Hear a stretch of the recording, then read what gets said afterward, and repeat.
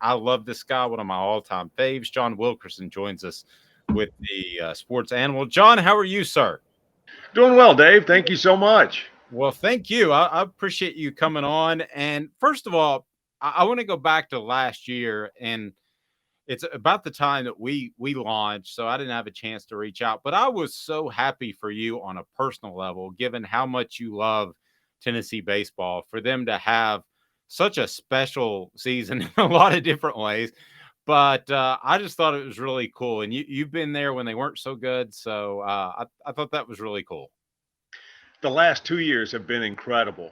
You think about a team that, after getting back to the NCAA tournament in 2019 for the first time since '05, then you have everything shut down in 20. And then the year after that, you win the East for the first time since '97, host a super regional for the first time ever. And then you go to the College World Series for the first time since '05 and the fifth time in program history. And then how can you follow that up? Well, you win the East by the largest margin ever. You win the regular season SEC championship by the largest margin ever. And oh, by the way, after making the finals in the SEC tournament for the first time ever in Hoover, you go back and you win the thing without trailing for a moment. So there have been so many special moments these last couple of years. And the truth be told, you look at the guys that have made this happen, the players that have worked so hard, and there wasn't a more deserving group of the incredible fortunes on the rise for Tennessee baseball. You have a staff that doesn't quit working, and you have a group of players that are they're all on the same page, working in the same direction. It's been a blast for sure. And the cool part is Tony Vitello looks, and we all say this. I thought Lane Kiffin was in it for the long haul, but he looks like he's in it for the long haul, doesn't he? He sure does.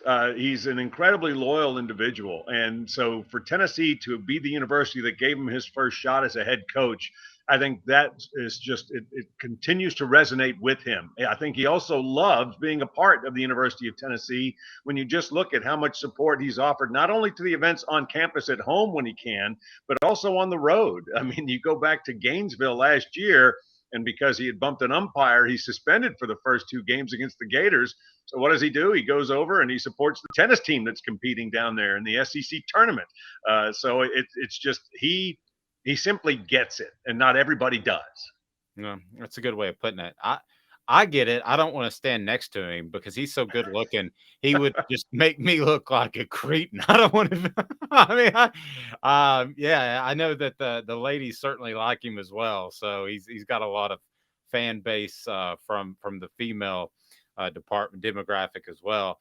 As far as this team upcoming, I really like their pitching.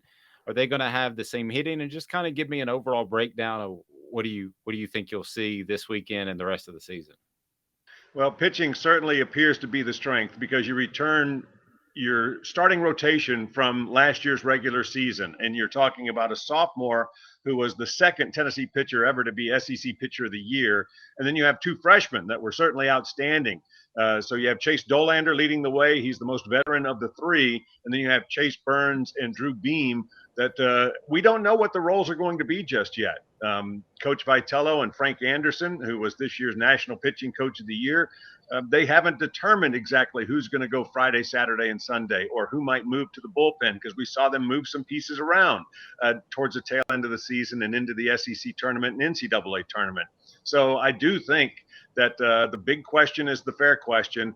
You replace everybody defensively and in your lineup. So you're new on behind the plate, you're new around the infield, you're new in the outfield. You've got guys that have played, and you have guys that got a lot of experience last year, but it's now a full-time role for Christian Moore, who was remarkable as a freshman. And then you also have Blake Burns, who is also looked remarkable as a freshman. These are guys that are now likely going to be everyday players, and then you add all those other pieces. So last year, I thought there was no way the offense could match what they did the year before or in 19, and yet lo and behold, they in 21. I mean, and they certainly did. They exceeded it. So I do think that they certainly have a plan, and they did bring in some of the most sought after transfer portal targets. Maliahuna at short, he's just a phenomenal player. You have Griffin Merritt, who was the conference player of the year in his final year at Cincinnati, and so he comes down to join the outfield. And you have another guy in Zane Denton who is joining the program from Alabama. So I just think that it really is going to be. I think the pieces are in place. Question is whether or not the lineup 1 to 9 will come together, or how long it'll take to come together. John, sticking with pitching a little bit, how much of a benefit is it though that the pitching's more of a sure thing and not the hitting, particularly in the NCAA baseball tournament? I told Dave last segment that it's the worst way to crown a champion in any sport. It's so random, but how much does pitching, I guess, offset that randomness? Isn't that more reliable in the tournament than anything else? More often than not, yes. And Tennessee last year led the nation in so many incredible categories, and also set school records in those same categories. So you love to have that be your strength, because it's thought that the one thing that'll shut down a great offense is a fantastic staff.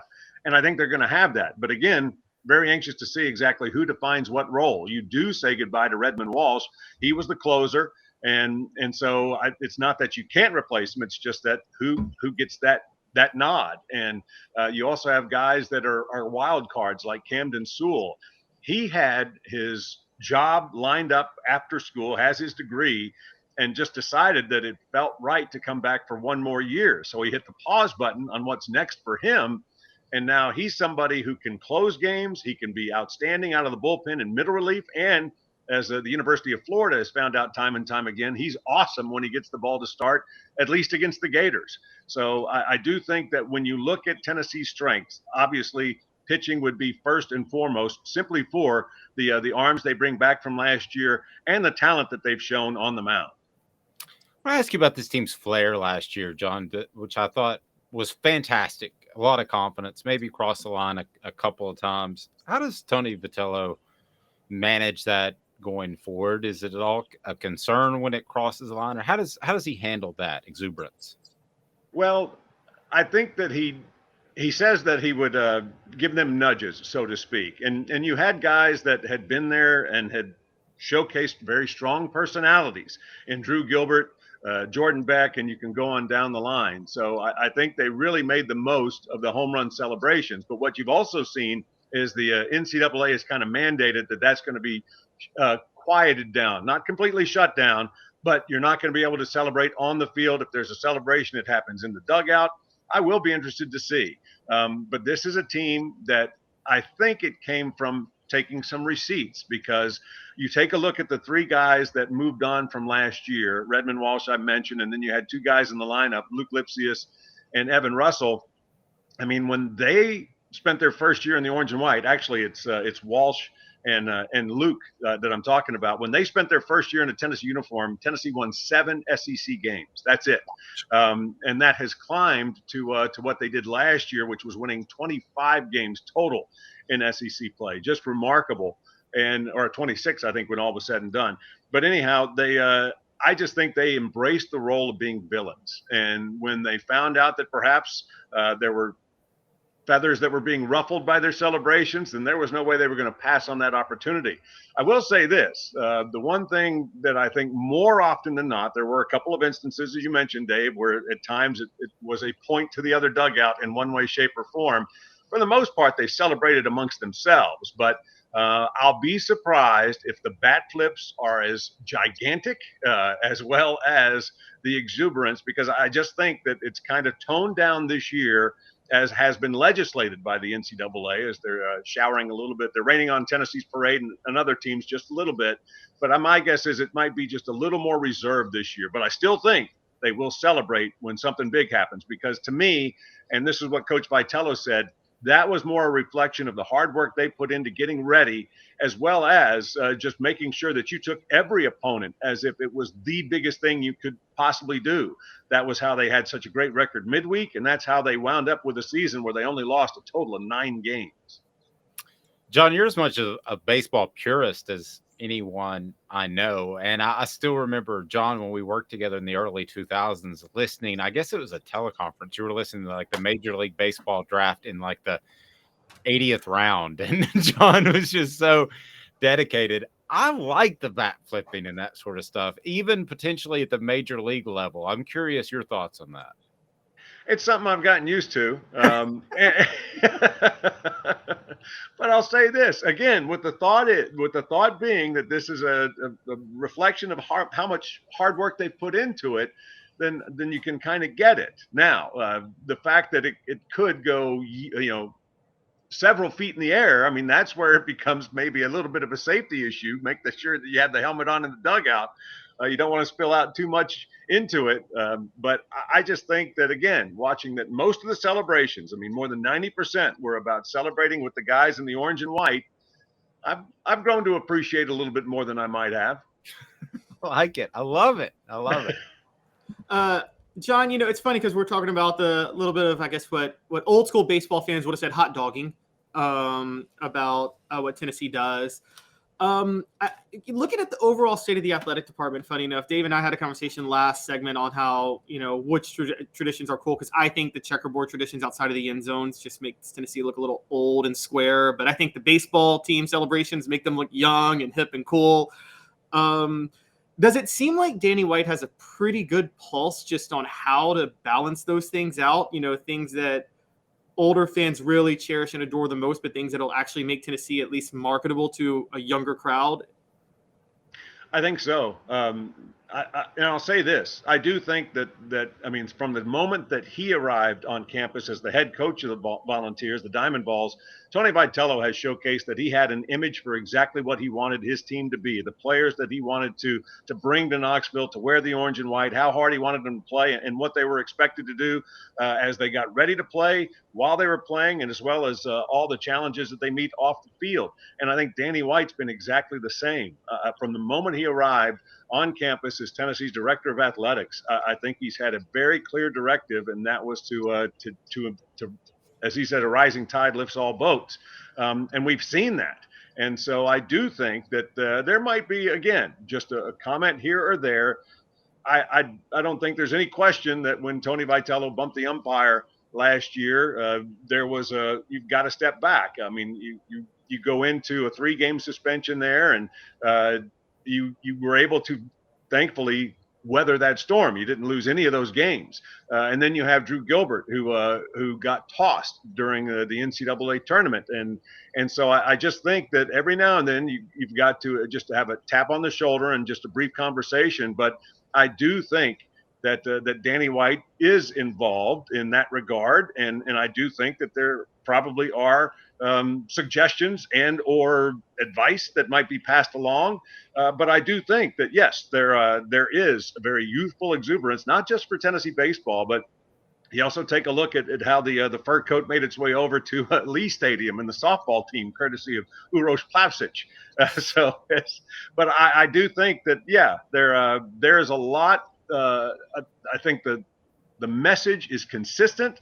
And I also think that it's clearly delivered in terms of the enjoyment, the involvement, and everything. I think that so many people, I think everybody on campus is plugged in and rowing in the right direction. And I think the fan base is also a part of that, because the feedback that is consistently asked for and requested is given. And it's pretty obvious. They're listening in terms of what people want the fan experience to be, and how things might be improved along the way. I was an umpire for 5 years. I never got bumped, but I had death wished upon me several times.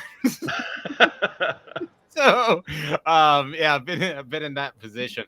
Last thing, Todd Helton, Hall of Famer or not?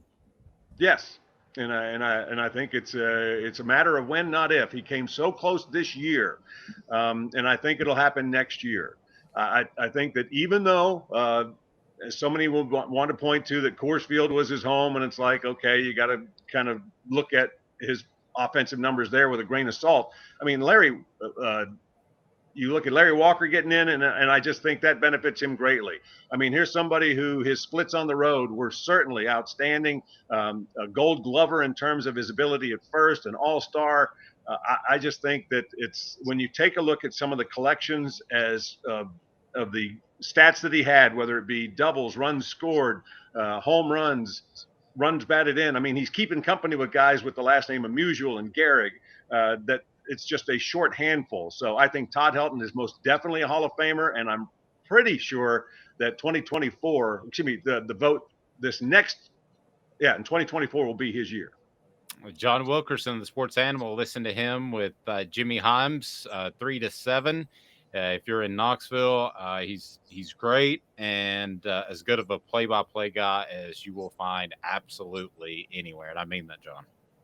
Dave, I sure do appreciate the invitation. Caleb, enjoyed joining you. Getting ready to tomorrow head out west with the team, so we will have the games streamed 8 o'clock on Friday Eastern Time, 8 o'clock on Saturday Eastern Time, and 2 o'clock on Sunday on utsports.com or the UT Game Day app.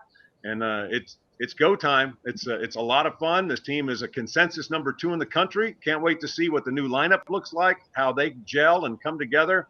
It's a great staff, great roster, and it's going to be another incredibly fun season.